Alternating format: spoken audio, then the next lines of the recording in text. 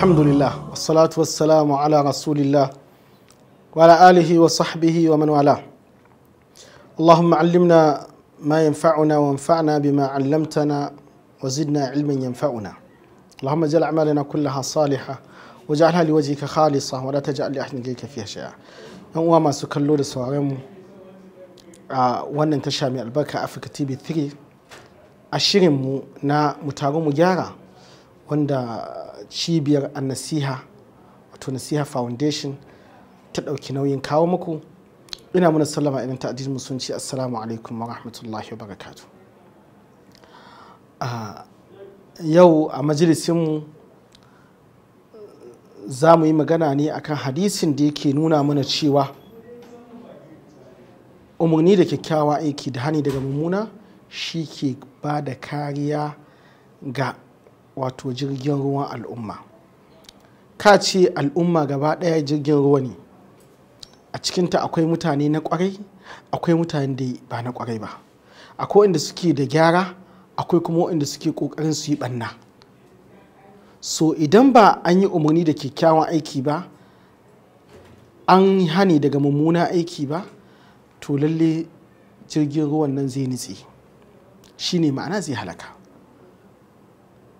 Hadisin da Imam Bukhari ya rawaito daga sahabin manzon Allah sallallahu alaihi wasallam An-Nu'man bin Bashir radiyallahu anhu yace qala Rasulullahi sallallahu alaihi wasallam mathalul qa'imi fi hududillahi wal waqi'i fiha كمثل القوم استهموا على سفينة فأصاب بعضهم أعلاها وبعضهم أسفلها فكان الذين في أسفلها إذا استقوا من الماء مروا على من فوقهم فقالوا لو أنا خرقنا في نصيبنا خرقا ولم نؤذي من فوقنا فإن يتركوهم وما أرادوا هلكوا جميعا وإن أخذوا على أيديهم نجوا ونجوا جميعا.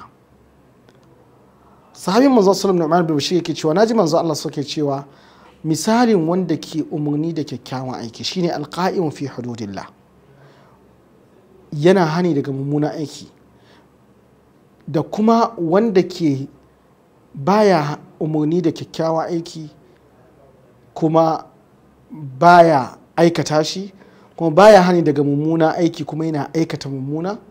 To misalin su manzo sallallahu suke ce kamar mutane ne da suka shiga jirgin ruwa, sai suka yi ƙuri'a kowa ina zai samu, ina zai zauna, wani seat zai samu. Fa asaba ba'dhum alaha, wasu suka samu sama, wasu kuma suka samu asfal, suka samu ƙasa. To aka ake zaune. Sai ya zama tun da hawa biyu ne jirgin ruwan nan, idan mutanen da suke ƙasa suna so su sha ruwa ya za su yi, sai sun je sama su jefa guga a cikin ainihin rafi ko wato abin da suke ciki, ruwan da suke ciki su jefa su ɗibo su sha. Sai suka zama suka tare suka ce idan muka ci gaba haka muna cutar da waɗanda suke saman mu, bari mu zo mu yi huduwa. Suka ce lau anna kharaqna min nasibina kharqan, da mun zo mun yi huduwa a cikin kason mu, wato a ƙasan da muke, mu fafa jirgin ƙasa ruwa ya dinga shigowa mu dinga ɗiba muna sha, ba sai mun je sama mun wahalan zuwa kuma su muna zuwa muna tafiya za su damu. manzo Allah sallallahu alaihi wasallam fa in tarakuhum wa ma aradu, idan suka bar su suka yi shiru suka ce ba ruwan mu ai mutun da muna sama lafiya kalau, to halaku jami'an, gaba ɗaya za su halaka don ruwa zai shigo jirgin ruwan nan zai nitse. wa in akhadhu ala aidihim, dan kuma sun kama hannuwansu suka hana su, najaw wa najaw jami'an, dukkan za su rabauta, dukkan za su tsira. To haka al'umma suke. Idan aka ce cikin al'umma akwai waɗanda suke so su yi ɓanna, su yi zalunci, su ci rashawa, su yi cin hanci, su yi ɓanna, su saci kuɗin al'umma, ba wanda ya ce musu a'a, ba wanda ya musu nasiha. Su ana kallon su aka ce kyale su tunda mu ba ma yi, ai shi kenan, su wani ne suke yi. To me zai faru idan aka basu suka yi haka? Gaba ɗaya jirgin ruwan mu zai nitsi, za mu halaka. Idan kuma aka samu inda suka kama hannunsu suka hana su, fa in aka zo ala aidihim, shi ba matsala, ku bari gwara mafsadan da ke za ku jawo mana, gwara ku dinga zuwa saman kuna ɗibowa kuna wucewa ta kusa da mu ya fi sauƙi da a ce ku yi wannan huduwa. Idan suka lurar da su suka ganar da su to sai gaba ɗaya a taru a tsira. Wannan shine hadisin manzon Allah sallallahu alaihi wasallam da ya faɗa. Za mu fahimci akwai fa'idoji da dama a cikin wannan hadisi na manzon Allah sallallahu alaihi wasallam. Fa'ida ta farko shine cewa amru bil ma'ruf wa nahy anil munkar ya zo a cikin shari'a kuma shari'a ta umarni da shi. Na biyu kuma za mu fahimci cewa manzon Allah sallallahu alaihi wasallam ya buga misali akan cewa jirgin ruwan nan da ake magana akan shi ya yi kama da al'umma, mujtama, society mu, haka wannan jirgin ruwa yake.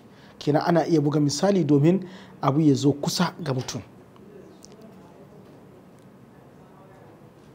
Me ya hada jirgin ruwa, misalin jirgin ruwa da al'umma shine jirgin ruwa idan aka shiga akwai na kwarai akwai wanda ba na kwarai, mutane ne daban-daban za su shiga. So haka ita ma duniya da al'umman mu suke, akwai mutane na kwarai akwai wanda ba na kwarai ba. Sannan kuma zai nuna mana cewa idan aka yi umarni da kyakkyawan aiki aka yi hani daga mummunan aiki to al'umma za ta tsira, amma idan ba a yi ba to fitina za ta zo ta mamaye kowa, da wanda ya gani ya yi shiru da wanda kuma ya aikata. Shi sa Allah ya ce wattaqu fitnatan la tusibanna alladhina zalamu minkum khassa, ku ji tsoron fitinan da za ta zo ta sami kowa, ba kawai waɗanda suke zalunta za ta sama ba, za ta shafi kowa. Saboda me? Wanda suke zalunci nan zalunci ya yadu manzo Allah sallallahu ya ce za a halakar da al'umma, kamar yadda za mu zo mu ji a wasu hadisai. So kenan yanzu fitinan nan ta shafi kowa domin Allah ya halakar da al'umma gaba daya saboda laifin wasu. Haka a cikin wannan hadisi za mu fahimci cewa kyakkyawan niyanka ba ta sa aikin kai zama nagari. Su wayannan da suka tafi su yi hujiya a zahiri suna nufin kada su cutar da waɗanda suke sama, da haka niyansu kila suna ganin kyautatawa suke. Haka su ma al'umma za a iya samun wasu waɗanda suke ganin suna yin ɓanna amma suna ganin cewa kaman suna kyautatawa ne ko ba laifi suke yi ba. To me muka yi? Just mun yi kaza ne, muna yi ne don mu wayar da kan al'umma, amma kuma suna kawo musu abubuwa fina-finai da koya musu ɗabi'u munana da sunan su suna ganin tarbiyya suke bayarwa. To haka su ma wa'annan sun yi tsammanin cewa daidai suke. Kenan daidanka, tunaninka ko manufarka ta daidai ba ta sa ka zama daidai, dole sai daidai ɗinka ko manufarka ta yi daidai da kuma tafarkin shari'a. Mutane a munkari sun kasu kashi uku. Akwai wanda yake aikata munkari wanda ya wajaba a hana shi, akwai kuma waɗanda suke hani daga aikin munkari wanda ya wajaba a ƙarfafa su, akwai waɗanda suke yin shiru su suna ganin ana yi ba za su yi magana ba.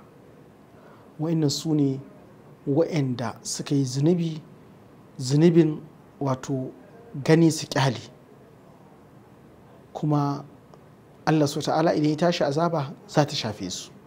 Waɗanda kawai Allah zai tsiratar su ne waɗanda suke umarni da kyakkyawan aiki.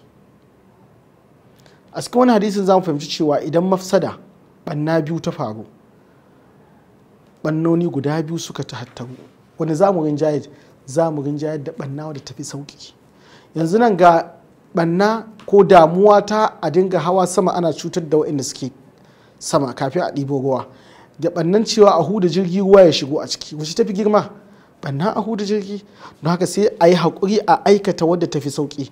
To haka shi ma mai umarni da kyakkyawan aiki da hani daga mummuna idan ya samu kanshi cewa ɓannoni ne guda biyu, so sai ya dibi cewa wacce tafi sauƙi a yi haƙuri da ita a yi ta, wacce wadda tafi nauyi sai a batta a yi ƙoƙari a hana ta.